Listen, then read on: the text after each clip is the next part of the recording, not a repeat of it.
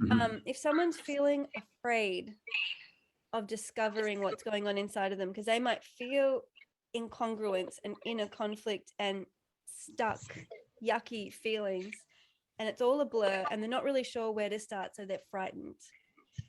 What would you have to say to that kind of person that feels overwhelmed by even getting started at finding their voice and finding space to connect?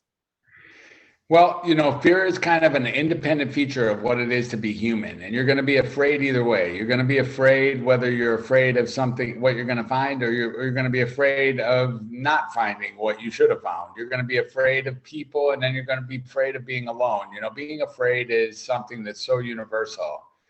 So the one thing to do is really recognize that we're all dealing with this massive sense of inner fear that's driving nearly every action we have. Perhaps the most paramount thing that we're generally very afraid of is the whole notion of death.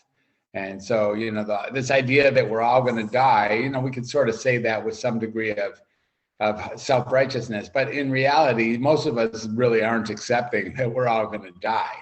And we are so afraid of death and so afraid of what death means, and that it's wrong and bad and frightening and painful and horrible.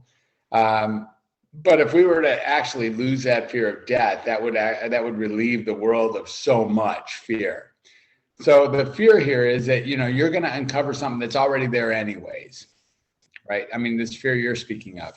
The fear that you're going to actually discover something that's already there anyways is what you're claiming to be afraid of. So I invite you to get that either you can be afraid and not figure out what's driving you, or be afraid and figure out what's driving you. And there's, with the proper attention and the proper partnership and the proper listening of another person or a group of people in a group setting,